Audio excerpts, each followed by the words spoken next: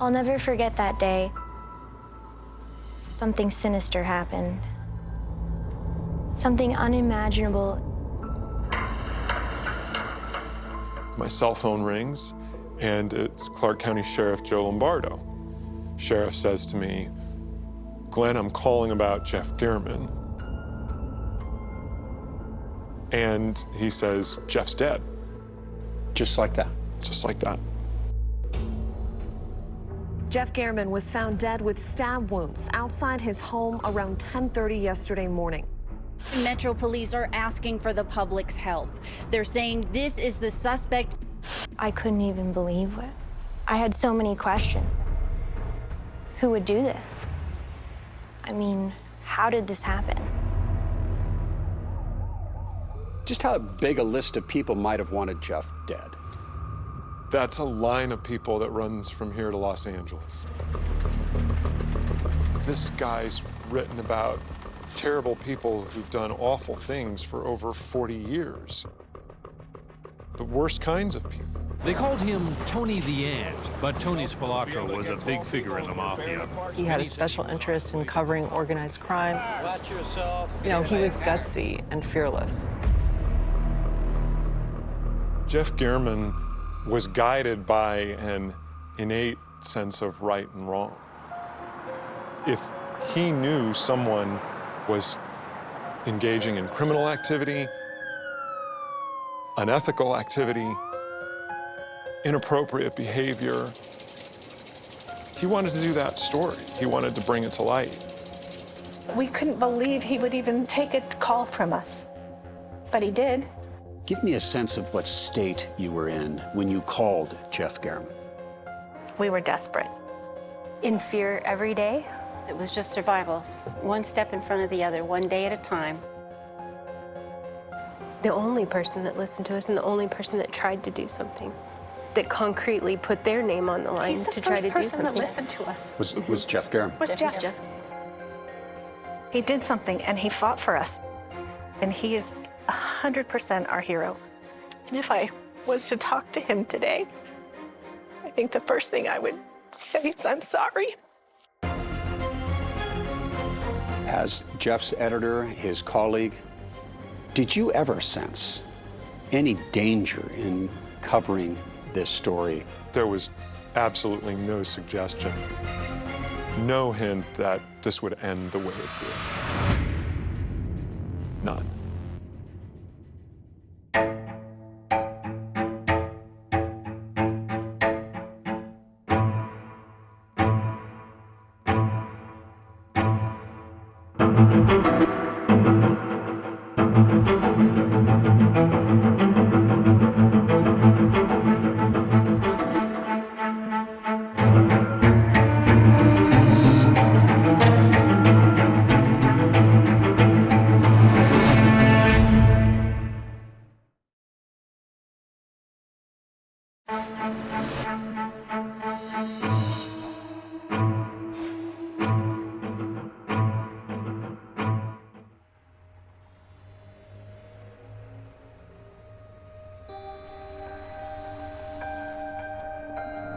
On September 2nd, 2022, it was a boiling hot, late summer day in Las Vegas, and people were getting ready for the Labor Day weekend.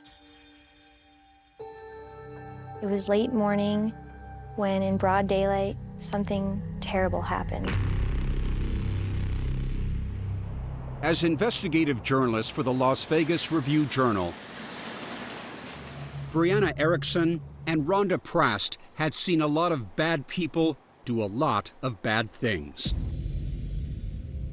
But nothing came close to the Machiavellian plot to murder their friend and colleague, Jeff German. Jeff German was at his house on vacation. He'd gone out to get something to eat. He came back, shut his garage door.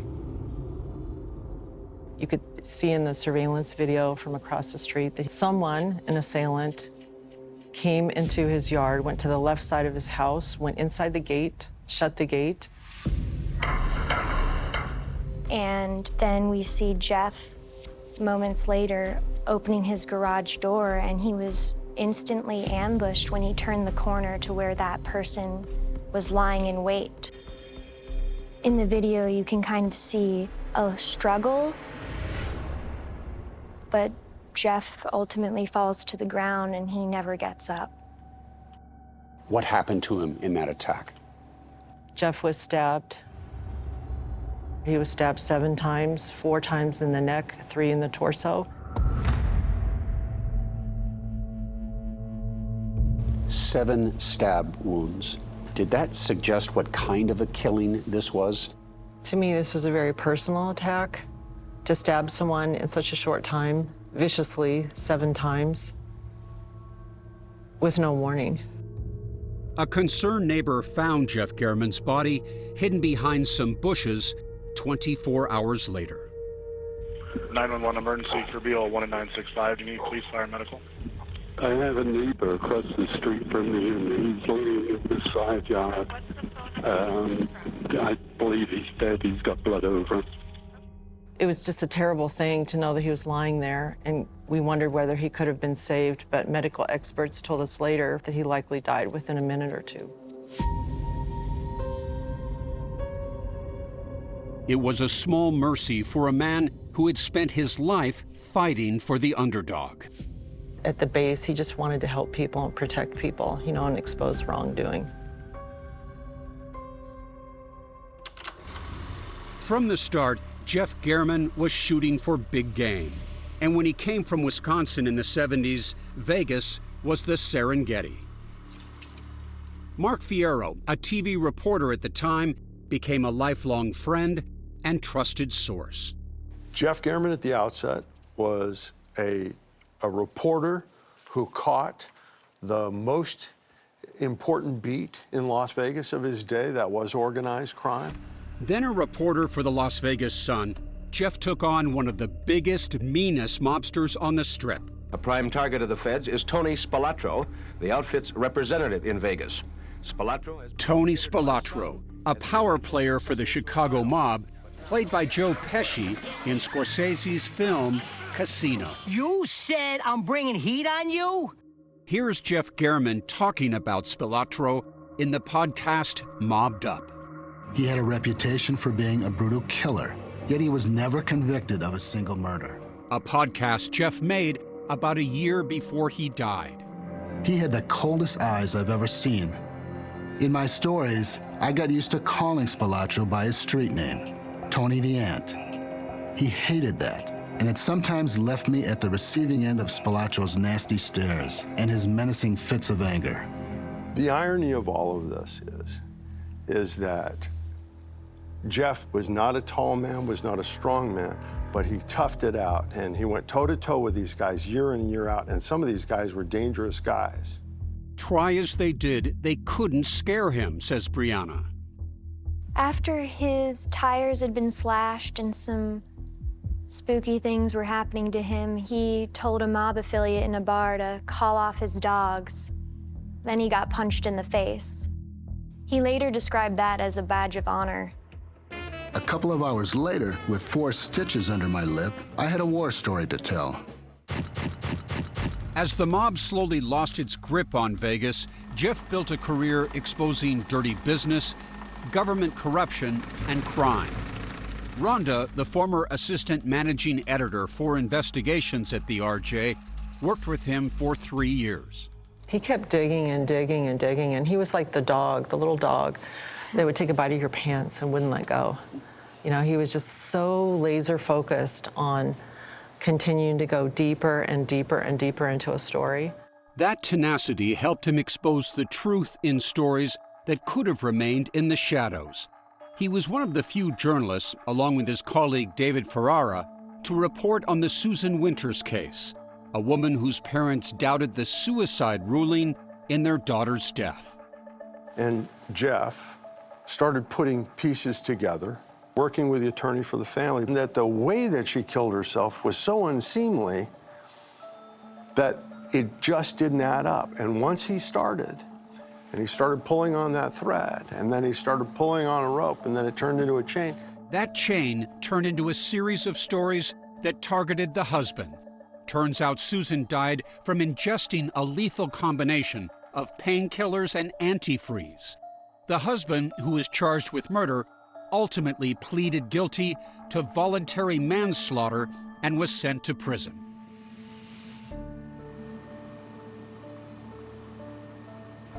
As hard-charging and public as Jeff was in his work life, the lifelong bachelor was notoriously private about his personal life.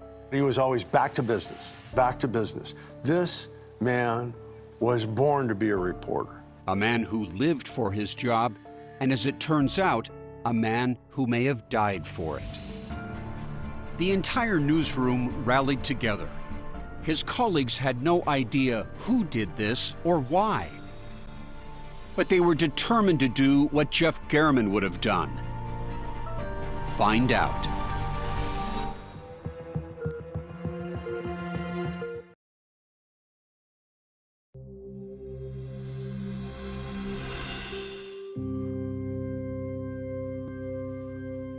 The RJ staff was in mourning. Their sorrow in full display on Jeff German's desk. It's a reminder that this team is not going to be the same without him, but we can carry on the way he would want us to. And that meant doing what he would have done. The staff started tugging on threads and searching for clues, working nonstop on one of the most important stories of their careers. Who killed Jeff German? Immediately, I started thinking in my head, all right, who had threatened Jeff in any way in the last 5 months? Who could have possibly done this? Executive editor Glenn Cook asked Rhonda to come up with a short list of people to consider. One of the names I gave him was Robert Tellis. And who is Robert Tellis? He was a Clark County elected official in charge of the Public Administrator's Office, which handles estates of people who are deceased. One of the estate coordinators in Tellis's office, Alicia Goodwin, had reached out to Jeff German in March of 2022. She had filed a formal complaint with the Clark County Office of Diversity on behalf of herself and some colleagues, claiming Robert Tellis harassed, bullied, and discriminated against them. He was a horrible human being. Monster is the right word. But Alicia says the county did nothing. It was always, he's an elected official, there's nothing we can do. Jeff agreed to hear what Alicia and her colleagues, Noreen Pagdanganan, Rita Reed, and Jessica Coleman, had to say. And when he finally talked to us and he let us tell what had happened to us, and he said, no, I'm going to look into this, I think that's the only thing that gave us enough energy to keep going. According to the women, the trouble began almost immediately after Robert Tellis took office in January 2019. Rita, a supervisor, was his second in command and a 12-year veteran of the office. He came in very abruptly into the office and he slammed his palms down on my desk with a real loud bang. Like a... Oh, yes, absolutely. And he leaned forward and he said, we're ripping off the bandage. You no longer supervise anyone. No one reports to you. They all report to me. And he turned around and he walked out. And I just sat there stunned. The women say they were ordered not to speak to each other in the office. It felt dangerous to even have a hello, good morning conversation with coworkers in passing. If caught, the consequences could be severe, says Alicia. She remembers getting called into Tellis's office after he saw her and two other women talking. We walked into his office and he said, sit down and shut up. You're not gonna talk, I'm gonna talk. And he just got this look on his face. He sat back and he pointed at Noreen and said, F you.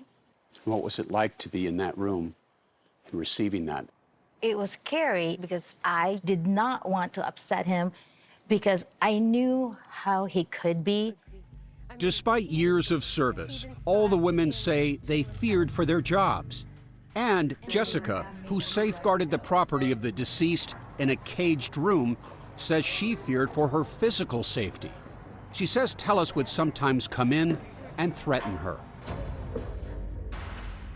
There was an instance where he got in my face and, you know, he's yelling and I'm sort of backed up against the cage door. He was trying to physically intimidate you. Yes, yes, he would bring his chairs up really close and demand that you really pay attention and look him in the eye while he told you horrible things.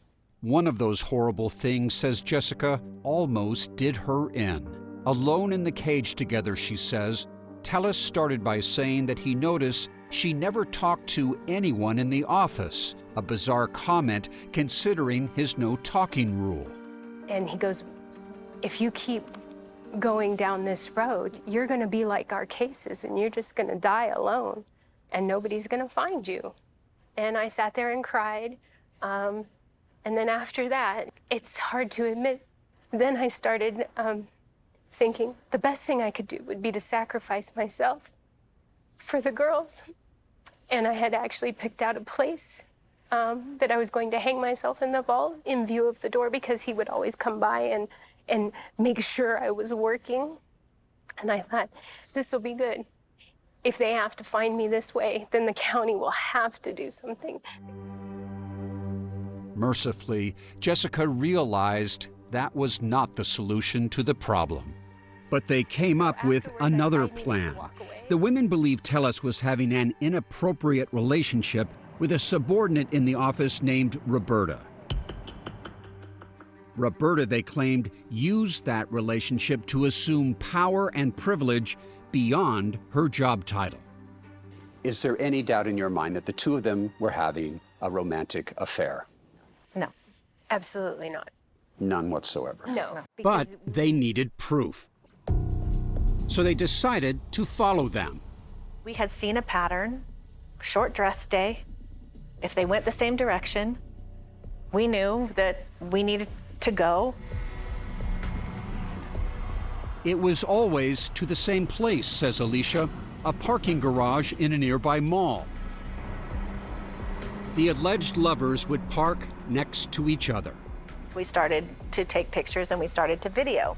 That's Roberta's car on the left, Robert Tellis's on the right. So how did you position yourselves where you could get some video? Very carefully. Yeah. In a car? Sometimes in a car, sometimes we would get out of our car. There were kind of some cutouts and pillars where you could get angles here and there, and we just tried to move around and to get the best that we could. According to the women, the alleged lovers would ultimately end up in the back seat of Roberta's car. Roberta has said that they would sit in the back seat because she wanted to be able to make eye contact with him as they were having important office discussions. Yeah. Yes. That is what she said. Okay, and your reaction to that? Well, that last video we got, we had a little better recorder. You can see the shadows, and you can see those heads going together. We felt it was so inappropriate. But this was the shot they believed was the most telling. Roberta leaving the car and smoothing down her dress. It was so unbelievable, and it just took a moment to digest that it was, I mean, at that moment, it was like so real. After seeing the videos, Jeff asked Roberta about them. She responded, "I have not had an inappropriate relationship with him." The RJ published the story. Let me read the lead in this first article.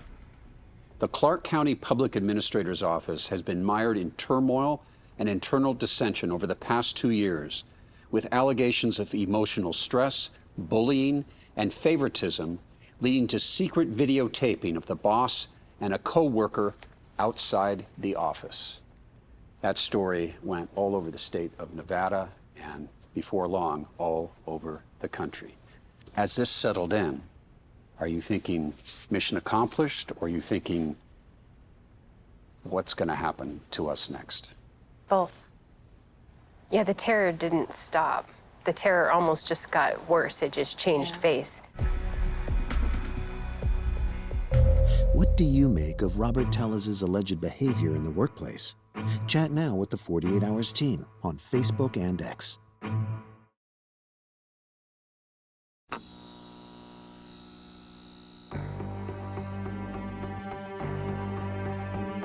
Jeff German's story, with its allegations of turmoil, bullying, and hostility, had a swift and searing effect at the public administrator's office. The county finally sent in an outside consultant, and Robert Tellis lost his bid for re-election in the primary, ironically to his arch-enemy, Rita Reed. But Jeff wasn't through with Robert Tellis yet. He wrote 3 more scathing pieces chronicling the fall of the once up-and-coming young Democrat, and another story was in the works. But Jeff German did not survive to write it. Jeff German was found stabbed to death outside his home in the Northwest. When news of Jeff's murder broke, the women Jeff had fought for were overcome with grief, but also dread, afraid of what they may have unleashed.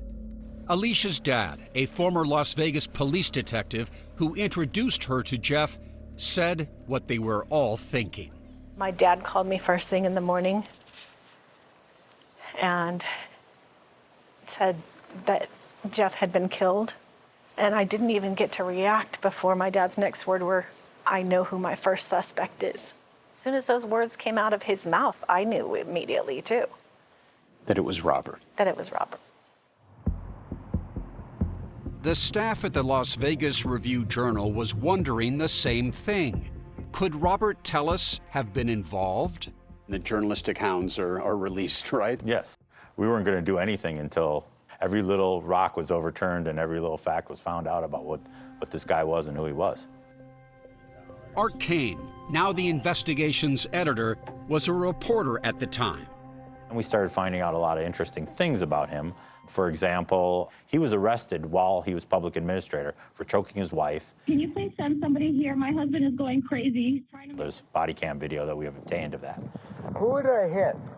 Cameras. Our cameras are on. But you guys want to take me down because I'm a public official. Tellis, slurring his words, was arrested for domestic battery and resisting arrest. There is sufficient evidence to book me right now. There is sufficient evidence to book you right now, yes. And I'm not trying to be like, I'm a public official, so, you know, do what I want you to do. Right. I'm saying, I'm not a idiot. He received a suspended 90-day sentence on the resisting charge and was ordered to attend a corrective thinking class. The battery charge was dismissed.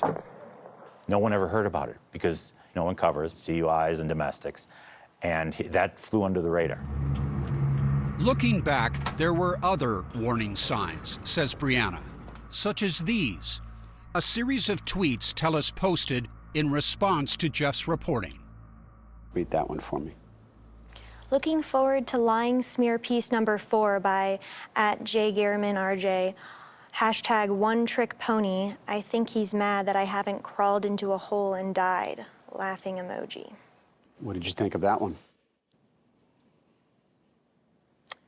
Somebody who's pretty pissed off.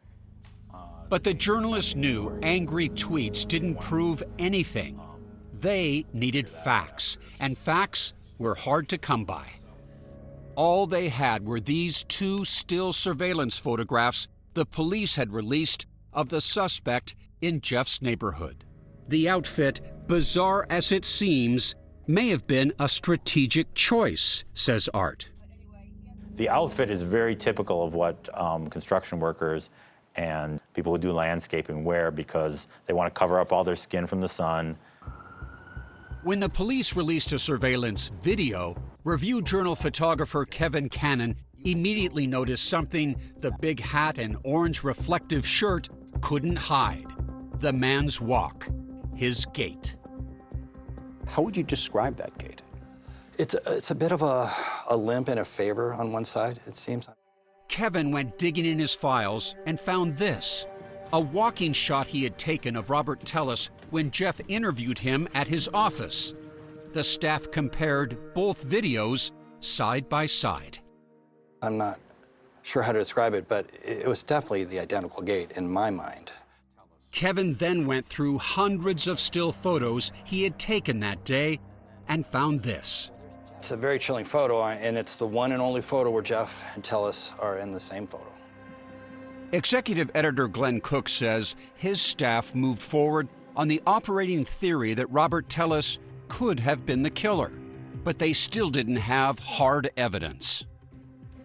Then the police released this, a photo of the suspect's car, a maroon Yukon Denali. Show me what you did. But you just type in the address, you pull up the Google Street View. Assistant City Editor David Ferrara immediately typed Tellis's home address into Google Earth. And if you zoom in on the house, that maroon vehicle is there, parked in the driveway. The maroon SUV was registered to Tellis's wife. And at that moment, we send reporters and photographers straight to the house. And the message I give our Metro editor is, do not engage, do not approach, do not be seen. This man is very likely a suspect in the murder of your colleague, and we can't predict how he's going to react to anyone being near him. But the photographer, crouching behind his dashboard, managed to get what he came for. And is this the picture that is taken? That's the photo. This is the money photo. It's the money shot. Robert Tellis, on a scorching hot 110-degree day, is in jeans in his driveway washing the maroon GMC Yukon Denali. This must have been a moment where, I don't know if there's any cheering going on in your newsroom, but what a development. What does this mean? Well, it means that possibly Jeff was killed by the last story he wrote about. I mean, this was his last investigation, and the suspect appears to be the guy he wrote about and basically took him out of office. Without corroboration from police documents, the Review-Journal couldn't go with the story. But Glenn Cook was betting it wouldn't be long. His reporters had seen unmarked police cars outside Robert Tellis's home. We have every reason to believe at this point that it's only a matter of time before a search warrant is going to be executed at that house. A search that will uncover crucial evidence.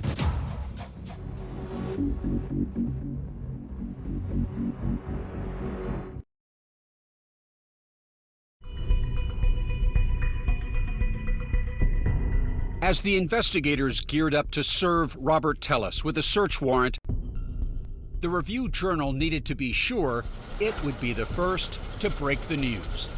It was important because Jeff was always first, and we wouldn't want to let him down and not be the first. We polish that story, and then we sit on it until police move in. In the early morning of September 7th, 2022, just 5 days after Jeff German's murder, Tellis was brought in for questioning as police searched his home and cars. While he was in custody, detectives collected a DNA sample from Tellis.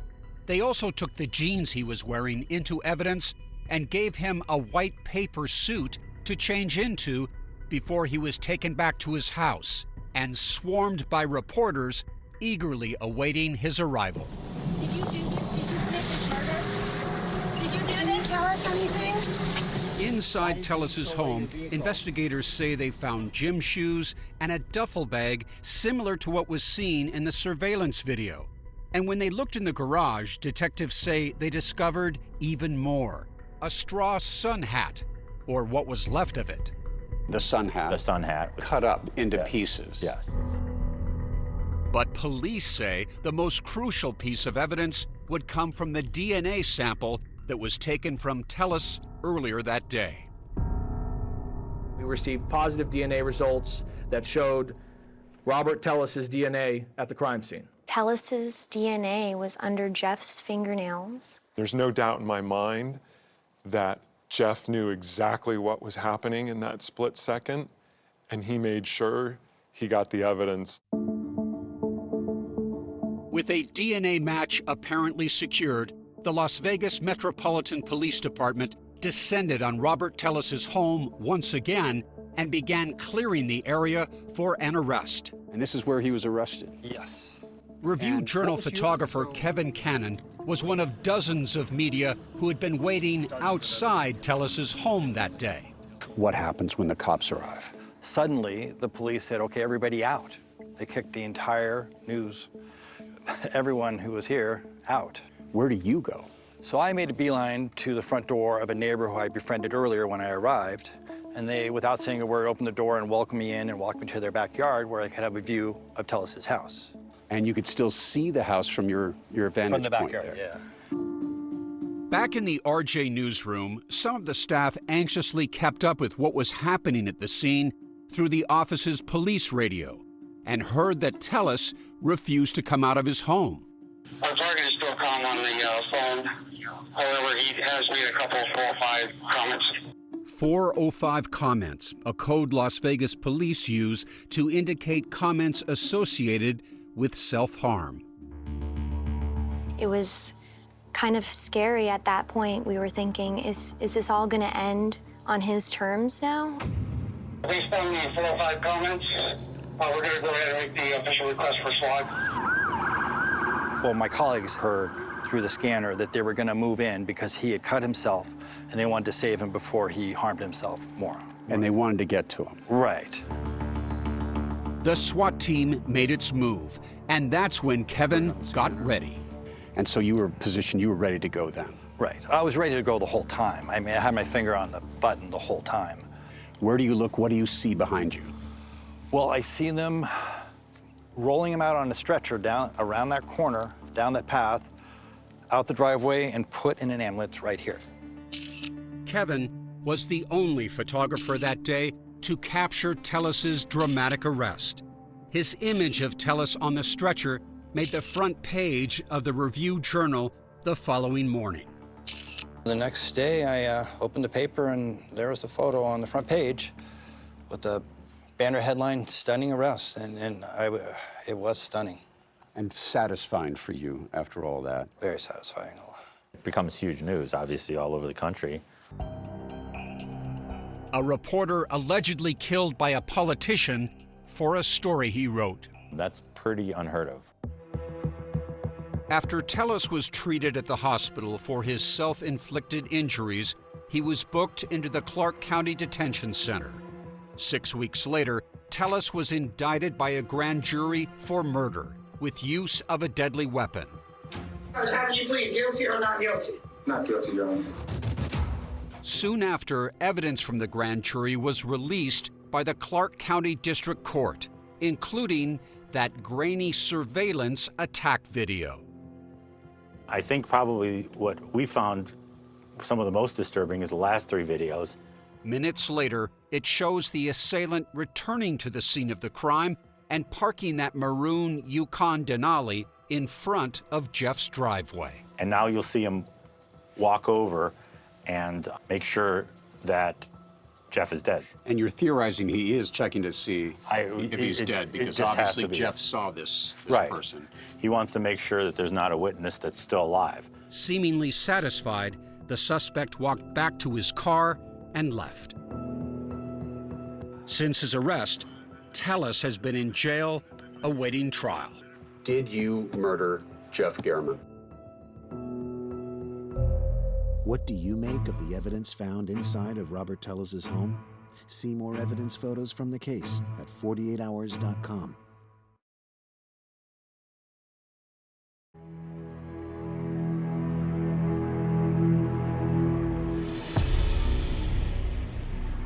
Hey, Robert.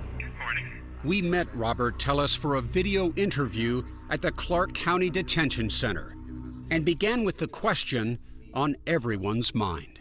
Did you murder Jeff German? No, sir, I did not. If you did not commit this murder, who did? I will reserve that for trial. You have said that you were framed. Do you stand by that in this conversation? I do. I absolutely do. Tellis says he can explain the evidence against him: the torn-up sun hat, the Yukon Denali, and his DNA under Jeff's fingernails. I say that that evidence, or so-called evidence, was planted, along with the other items that were allegedly found in my home as well. And we will go ahead and prove that at trial. How could someone who is trying to frame you plant your DNA under his fingernails? How would that have happened? First, they would have had to have gotten your DNA, and then when would they have planted it under his fingernails? It seems far-fetched. Well, you know, crazier things have happened, and I'll tell you that I didn't kill Mr. German. Come on, man. That's overwhelming. DNA ends up under his fingernails, your DNA. This is an overwhelming case against you, Robert, that you committed this murder. Again, sir, you know, you have the facts wrong, and I will demonstrate it at trial. He also says he will show he didn't do those things German wrote about in his articles. Robert, you're saying that what these women have said to me, what they told Jeff German and he printed, those are all lies. If you look at what Mr. German printed, none of it had any facts within it, right? It was all alleged opinion about, you know, how they felt that I acted. But it's hard to argue with this. The footage the women shot of their boss and his alleged lover in the parking garage. Let me ask you straight. Were you and Roberta having an affair? No, she was a confidant. But I'll leave it at that. But Jeff was not willing to leave it at that. He was planning on writing another piece. According to police documents, Tellis and Roberta got word the day before the murder that there was a planned release of emails and messages between her and Tellis to the Review Journal. There was a Freedom of Information request that Jeff had put out, and you were told that new messages and emails were going to come out describing the relationship between you and Roberta, communications between the two of you, and it suggested that you made a decision to murder him to try to silence that, to prevent that from being published. What do you say about that? I say that's a mischaracterization of things. I'll tell you that what was going to be released, and I saw it was going to be released, had no inklings of any type of, you know, confidential relationship, any type of supposed affair. It was all business related. So that would not have been a motivation, because there was nothing that was going to be produced that would look bad. Prosecutors have mentioned this as a contributing motive to the murder. In Robert Tellis's mind, Jeff German ruined his marriage, ruined his political career, embarrassed him, and was continuing to report on him rather than leave him alone. If the intention of the alleged killing was to stop Jeff's reporting, it didn't work. After his murder, the RJ journalists hunted through Jeff's notes. Picking up where Jeff left off. And completed the stories Jeff had been working on at the time of his death, including another on Robert Tellis's toxic past, a story that investigates claims of sexual harassment, all of which he has denied. The main thing here is you cannot kill a reporter and kill the story. You just can't do that. In life, Jeff German was known to protect his sources at all costs. In death, Jeff was still protecting them. After the murder, the police took all his devices, which harbored the names of countless sources. The Review Journal went to court, and in a hard-fought case that went all the way to the Nevada Supreme Court, the paper won protection for his sources. That'll be the German rule. That you will not be able to go into a reporter's files, you will not be able to go through their phone, you will not be able to look at their sources, even after death. These 4 Jeff German sources are not about to let the world forget the reporter who fought to protect them. They have attended almost every hearing, trying to come to terms with their feelings of guilt. Because no matter what logic is in your head, the It's not your fault that Jeff made his choices and that he was a professional. Your heart tells you if we wouldn't have made that call, he wouldn't have died in that violent way that day.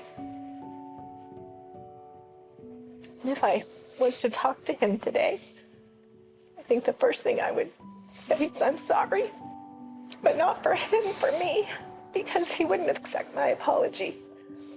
But I need to give it. Jeff German was a reporter's reporter, one of the good guys, a man who spent a lifetime speaking truth to power. Truths that are now baked into the history of this place. A neon strip of gritty stories laid bare beneath the desert sky. He told anyone who asked that he was never going to retire, that he was going to report until his last breath, and that's exactly what he did. And he gave his life to this job. He literally gave his life to this job. I think that's his legacy.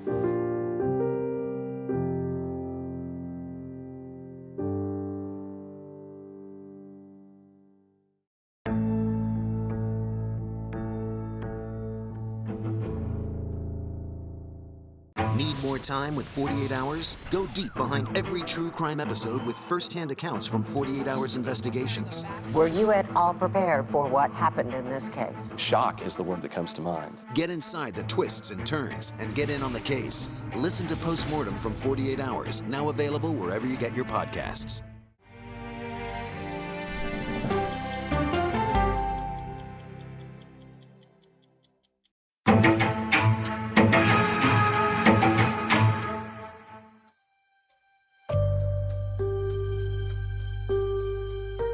Hi, everyone. I'm Anne-Marie Green, and welcome to Postmortem. Today, we're going to dig into the murder of Las Vegas Review-Journal reporter Jeff German. And joining me now to take us behind the scenes of 48 Hours is correspondent Peter Van Sant and producer Liza Finley. Hello, Anne-Marie. Yeah, Anne-Marie, it's great to be back. So, of course, because I'm a journalist, one of the things that really drew me to this story is that it is the story of how vulnerable journalists can be, but how his fellow reporters rallied around, how they didn't just report on one of their own, but it was almost another investigation that they were conducting at the same time. Absolutely. With journalists, because we oftentimes deal with very difficult stories, emotional stories, stories in which a life has been lost, it is fraught at times with some danger because you have people who we may be pursuing, who are suspected killers. And as a result, there is a bond that is formed among journalists. And when one of us is lost in a situation like this, everyone rallies, everyone wants to come to the aid, and everyone wants to try to solve the crime. Mm-hmm. It also brings to mind that it could have been me. And they were terrified that he was killed for a story that others had been working on. So they lived in fear, looking over their shoulders that they might be next. So let's kind of go through the case. How did it all unfold? Well, this goes back to September 2nd, 2022. Jeff German was attacked outside his home in Las Vegas. And of all places that one would think you might be attacked, that's kind of the last place, right? You feel safe when you're at your home generally. And the tragedy in this, too, was that a neighbor didn't discover his body till about a day later.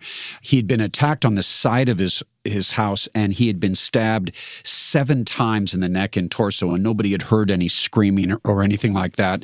Jeff's colleagues at the Las Vegas Review-Journal suspected a man named Robert Tellis. He was the public administrator, which is an office that dealt with people who died and they would sort out their estates. Jeff had reported several articles claiming that Tellis had been demeaning toward his employees and was having an affair with a subordinate in his office. Jeff German was an incredible investigative journalist, and he cut his teeth and made his name in Las Vegas, going after some of the most powerful mobsters. Liza, tell this story. He was even attacked by one in a bar. Right. He was at a bar, it was sort of a party, and this mafiosa type guy comes up to him, and Jeff said to him, "Call your dogs off." It's like, leave me alone. And then the guy punched Jeff in the face. But of course, he loved that, right? Because now he had a war story. Yeah, he did. He definitely did not back down. But I got to tell you, this is something that I've thought about a lot, actually, with 48 Hours, with the correspondents and the producers. Because, often when you're pursuing these stories, I wonder about how vulnerable you guys are. And do you ever sort of consider that? Have you found yourself in a situation where you were threatened or concerned? One time I was doing a story. I went up to where a suspect was hiding out, and we got up to the front door, and he had put a sign out there that said, "In a matter of seconds, you'll be in extreme pain." And he had put an electrical plate on the ground and had batteries hooked up to it. We jumped off of that just in time. But yes, throughout my career, I have done stories in which I have been threatened. One just a couple years ago, we did a murder for hire investigation that took us all over the world, and my camera guy is attacked. And he was bloodied by this attack by the suspect that we were pursuing at the time. I have done stories that were controversial in which one time somebody drove in the middle of the night a giant diesel pickup truck in front of my house, turned on the lights on bright, and floored it. And it was screaming, woke up all the neighbors and stuff, called the cops, but he took off really quickly. And I've also noticed a big change since we've been at this for a while, Peter and I, and there's an anti-media sentiment going around. And I was covering the Idaho student murders, and I was in the parking lot, and it's an apolitical story, a murder story, and these guys were just like yelling and were so hostile and driving in these big, huge trucks and revving it up, and I'm like, my goodness, it's like, it's scary. It is a little scary how hated journalists are these days. I mean, it's killed the messenger time. Yeah, I think that's a really, really keen observation. I think often when we talk about journalists being vulnerable, journalists being killed, we think about this happening overseas and not here.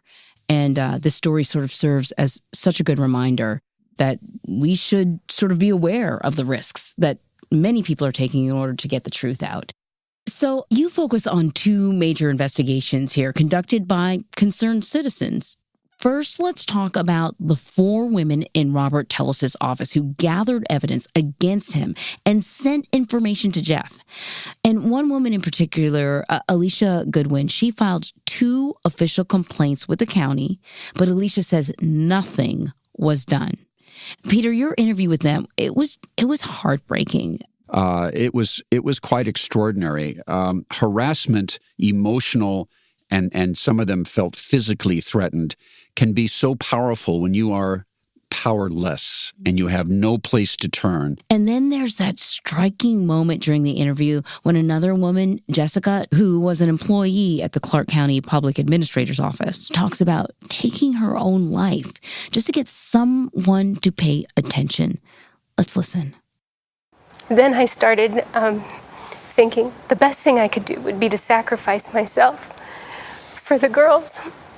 And I had actually picked out a place that I was going to hang myself in the vault in view of the door, because he would always come by and make sure I was working.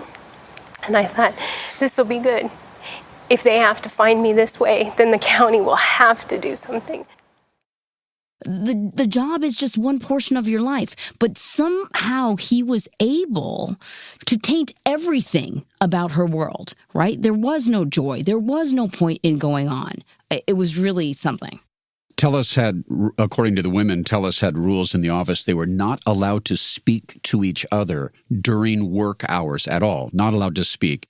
Jessica was isolated in this one room, and he came in and terrified her that she had reached a point where she was preparing to take her own life, and she thought this would be a way of drawing attention to this man and that she would save her colleagues.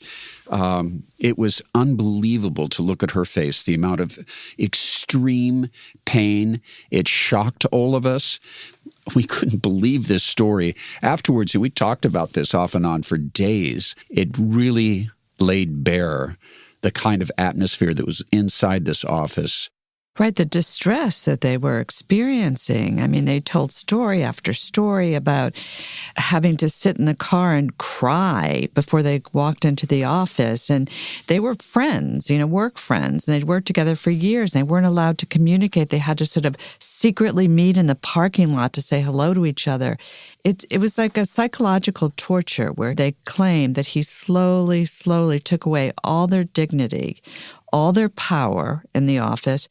But, also, I think an important part of the story that really didn't make it into the hour is the accountability of the county, and that they did not respond to these women. And they had the 2 formal complaints, but there were many calls to the HR.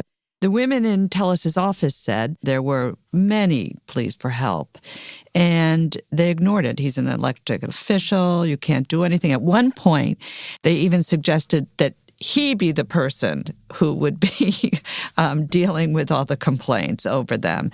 And, they were hopeless. Try to imagine that, right? So they turned to Jeff German, the investigative journalist, because one of the women's father was an investigator, and said, hey, this guy, talk to him and see if he'd be interested. Okay, let's talk about why Jeff took on this story. You sort of touched on it a little bit because this is not his typical beat. They called him, they were desperate, and he promised to listen to them. He didn't promise to do a story. So he met them, and he spent a lot of time listening to them and investigating on his own. But he really was a compassionate man, and he was really out to protect the people who couldn't protect themselves. And he really felt for these women. He saw the excruciating pain they were in because of this. And this was an elected official, who was being paid by taxpayers. And that was another big reason why he did it. This was German saying, we have to hold our elected officials to a higher standard. They can't get away with this. They work for us. And Jeff German also found out that these stringent rules that these women described as dictatorial, well, there was one woman in the office who these rules did not apply to, according to the women. And that was a woman named Roberta. The other women talked about how Roberta would go into Tellis's office and they'd hear all this giggling going on in there. They met all the time. They would go out at times during lunch. He treated her with respect and favoritism. The women claimed that she had become like a second boss. And then, Liza, what was Short Skirt Day?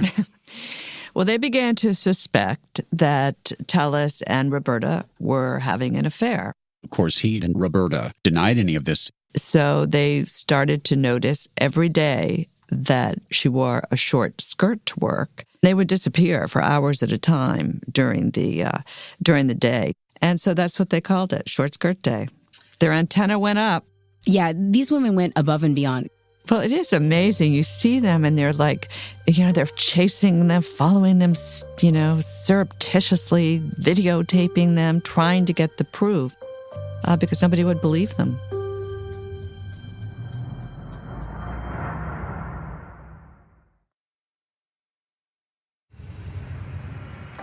So the other big investigation this hour was the one that Jeff's colleagues at the Las Vegas Review-Journal conducted after his death. Now, in the beginning, all I had to go off of were 2 images from the surveillance video of the assailant.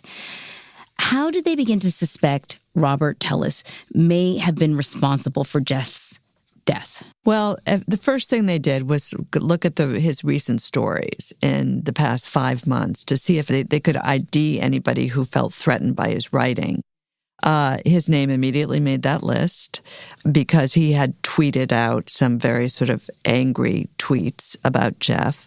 And don't forget, the women also alerted the police. And so almost everybody involved thought about potentially Robert Tellis could be a suspect. Mm-hmm. And keep in mind, once the police got involved, they checked all the security cameras of the houses around there. It's interesting that the surveillance footage, the suspect outside the house was wearing this seemingly bizarre outfit, a big straw sun hat and a orange reflective shirt, and to us in the East Coast, just weird.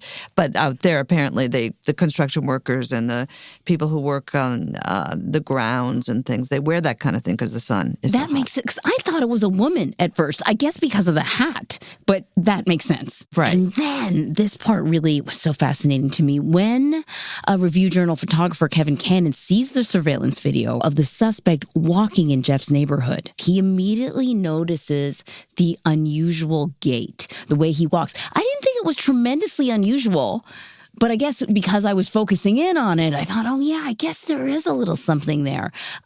He went digging into his files. He finds video that he had taken of Robert Tellis on the day that Jeff went to the offices to interview him. The staff at the Review Journal then compare Kevin's video next to the video of the suspect. Just another example of incredible detective work that these journalists are doing to help bring justice for their friend. Yeah, when I looked at that video, I always looked at the suspects, from the shoulders up. I was trying to figure out what's under that hat, right? What does this person look like? But these journalists noticed the gait, and you're right, it's ever so slight, but they noticed it, and they zoomed in on this. And then there was more that these guys are digging into because they noticed there was a maroon SUV that was caught on the neighbor's surveillance camera. Tell that story, Liza. At the time of the attack, once the attack occurs, Jeff is killed.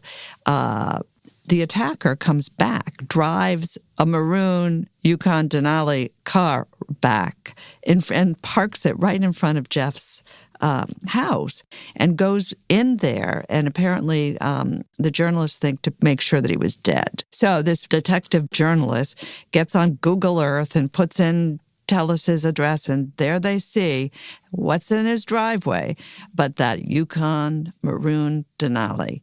And it was like, bingo. What a moment that was for that team of reporters. This created this link, and it's an amazing bit of investigative work that Jeff German would have been very, very proud of.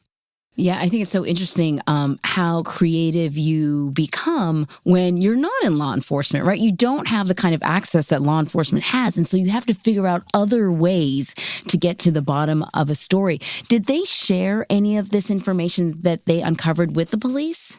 They did share some of it. Yes, they did. And so did the women. When the police released that picture of the Denali, the women recognized it as well. They called the police. So there's cross-communication and independent investigating, which is what makes it so interesting. And nobody wanted to we'll put it this way, the journalists did not want to step on the official investigation. They did not want to get in the way of it. One of the things that the editor said when they noticed undercover cops at Tellis's house when they were there, they backed away because they didn't want to get in the way of an investigation. So just 5 days after Jeff's murder, Tellis is brought in for questioning. As police search his home, they search his cars.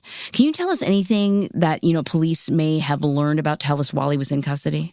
Well, what's interesting is not so much what they heard, it's what they saw. And according to police, they noticed that Tellis had a bandage over his finger, and they noticed several additional small abrasions on each hand. By this time, they knew of this surveillance video. There was a struggle that occurred. So they also noticed that the bandage over the tip of Tellis's left ring finger was removed, and they saw a sharp force injury that had been superglued. According to police, Tellis had superglued it to close it, to keep it from bleeding. And that's an odd thing as well. I mean, is it because it was particularly deep and maybe he didn't want to have to go to the hospital to get stitched up? Well, this is all speculation, but it would keep it from bleeding, and then he wouldn't have to have it stitched. If he, as somebody in my long life, I've had an incision that has been glued like that. It can be quite remarkable how it works, but this was crude and it was super glue. It wasn't medical. So let's remind everyone of some of the evidence that police found in Tellis's house, right? They find gym shoes, they find a duffel bag. It's really similar to what you can see in the surveillance video.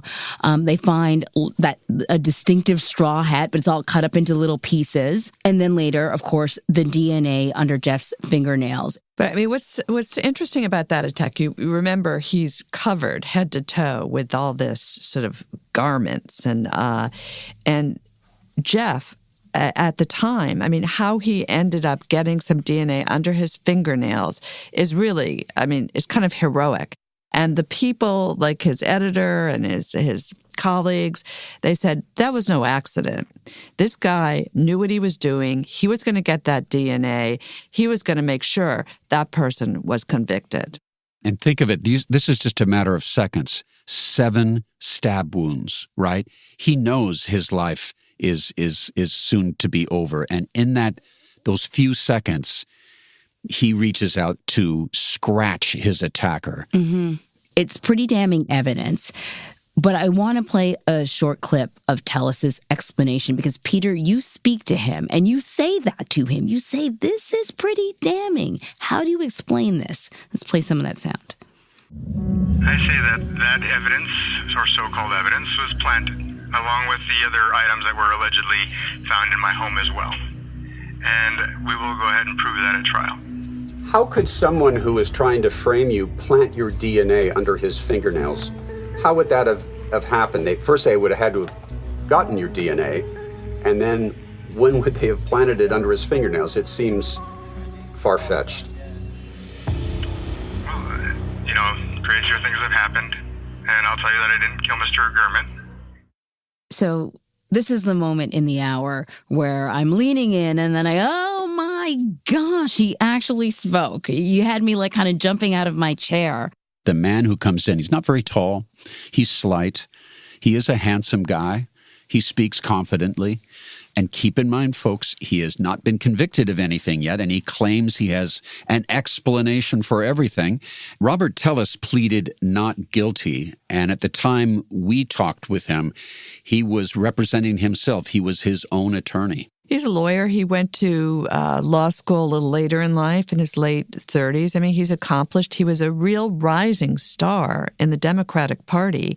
The party had high hopes for him. One day becoming, mayor, governor. I mean, he was an ambitious man. When he walked in, there had been some sort of a miscommunication, and he wasn't expecting me. He was expecting one of my colleagues, a woman, to be talking to him. And for some reason, and I know it was communicated to him, he didn't think there'd be a TV camera there. And he goes, I didn't know we're doing this. I would have shaved. He became very much the politician who was about to be on television.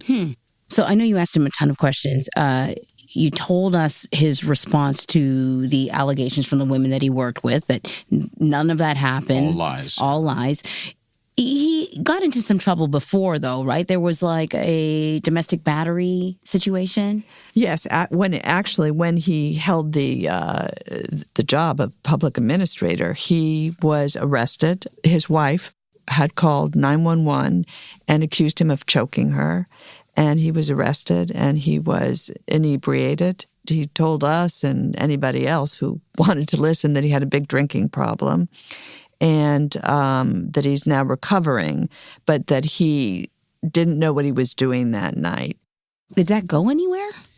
The domestic battery was ultimately dismissed, but he received a suspended 90-day sentence on the resisting arrest charge, and he was ordered to attend a corrective thinking class, and that's, I guess, also when he says he stopped drinking. And you mentioned that he basically had an answer for everything, or a response, I should say, maybe, for every question. I ended up zeroing in even more on the fingernails during the course of that interview, where I just basically said, come on, man, this is overwhelming evidence against you. And he just kept saying the same thing. I look forward to my time in court. There is an answer to everything. I can explain everything. And he does say that he was framed.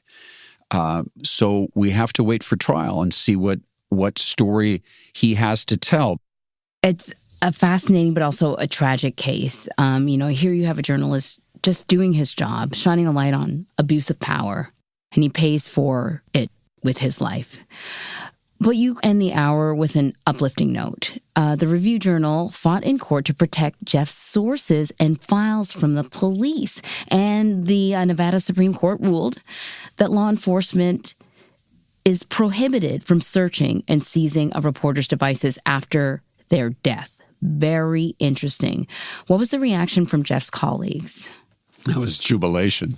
Proud. They were very proud. The sources were everything to Jeff. He was trusted. People knew they could trust him. He had sources in police, in the prosecution, in government. And if these names ever got out, it could be potentially very harmful to the sources. So these journalists fought really hard to protect what Jeff would have protected and spent his life protecting. And remember, when authorities attempt to get a hold of our notebooks, our computers, in which we have a lot of this information, what can happen, maybe the unintended, in some cases intended consequences, is that they don't just get evidence on that particular case, but by George, they find out who is the number one source inside the police department. Let's say, Jeff has done lots of stories involving local police, county police. They can find out who those sources are. They could silence that. They could discipline or fire people. And so this is crucially important to be able to protect sources. And that was a major victory for the Review-Journal, for that newspaper. And ultimately, it is a story about the importance of journalism and people who take it seriously and can change the world by speaking truth. Jeff German had the courage to challenge people in power and to bring justice for our greater communities. And he's gone. That voice is gone. And this case, by the way, is not over. Tellis is heading to court. And won't that be a fascinating time? Because in my opinion, since he says he was framed, he's going to have to take the stand and tell that story. Because how else can those details be revealed if not from Tellis himself? Right. And I know 48 Hours will be on it. Thank you, Peter and Liza. Another great hour. And thank you so much for joining us for Postmortem. Thanks, Anne-Marie. It's always a pleasure. So join us next Tuesday for another Postmortem and watch 48 Hours. Of course, it's Saturdays, 10, 9 Central on CBS and streaming on Paramount+. And if you are liking the show, please rate and review 48 Hours on Apple Podcasts and follow 48 Hours wherever you get your podcasts. You can also listen ad-free on the Amazon Music and Wondery app or with a 48 Hours Plus subscription on Apple Podcasts.